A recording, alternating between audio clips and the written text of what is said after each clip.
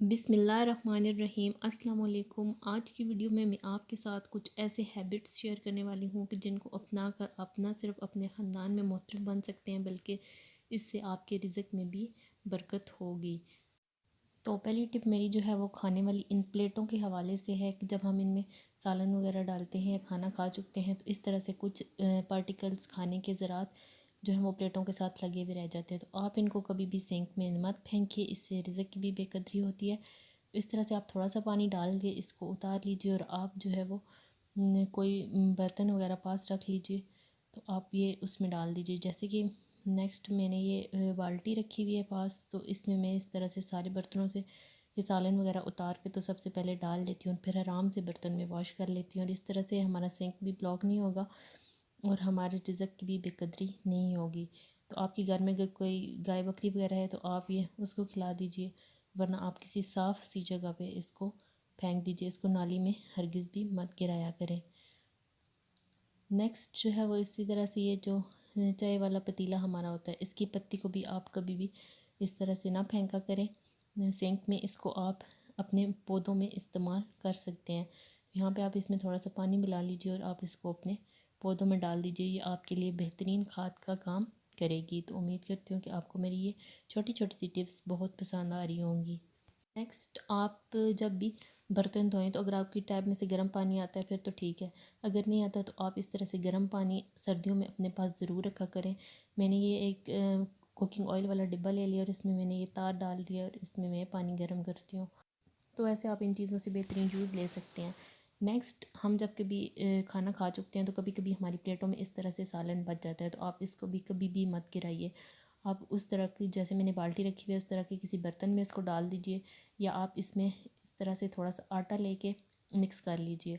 और फिर इस आटे को आपने अपने छत पे या ऐसी जगह पे जहाँ पे परिंदों की अप्रोच हो सके तो वहाँ पे आपने इसको फेंक देना है और परिंदे जो हैं वो आराम से इसको खा लेंगे। इस तरह से हमारा सालन भी जो है वो ज़ाया नहीं होगा और परिंदे भी खाकर हमें दुआएं देंगे। तो उम्मीद करती हूँ कि मेरी ये टिप भी आपको पसंद आई होगी। नेक्स्ट जो है वो हम जिस बर्तन में आटा रखते हैं और रोटी पकाने के बाद इस तरह से उस बर्तन में कुछ आटा लगा रह जाता है, तो इसी तरह से आपने इसमें थोड़ा सा पानी डाल के तो इस आटे को उतार देना है। आपने इसको सिंक में डालने की गलती कभी भी नहीं करनी।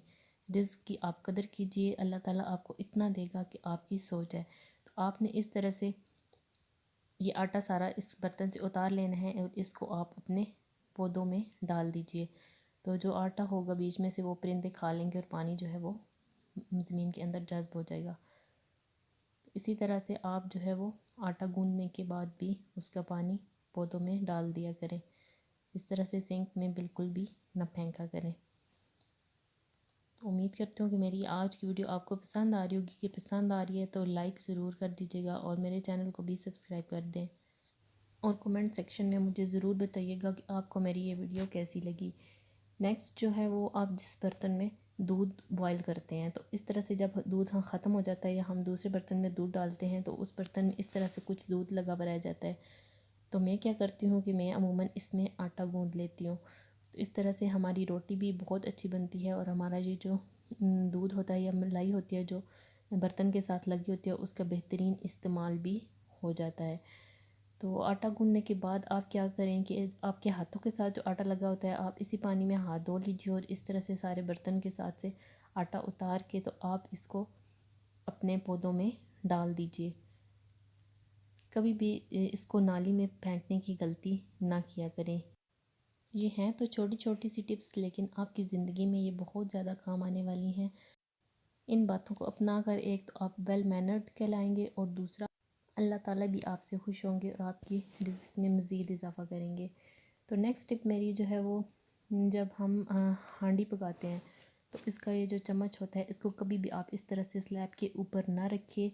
एक तो हमारा स्लैब इससे गंदा होगा और दूसरे ये बैड मैनर्स में बात आती है। तो आप जो है वो हमेशा एक प्लेट पास रखिए और उसमें इस तरह से चम्मच को रख दीजिए। इस तरह से हमारा स्लैब भी साफ़ रहेगा और हमारा ये गुड हैबिट भी शुमार होगा।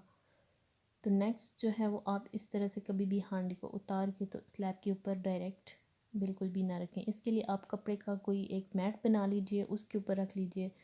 मैं इसके लिए क्या करती हूँ कि मेरे पास ये आटा छानने वाले जो बर्तन होता है जाली वाला, उसकी जाली टूट चुकी थी। तो इसको मैं दो मकसद के लिए इस्तेमाल करती हूँ।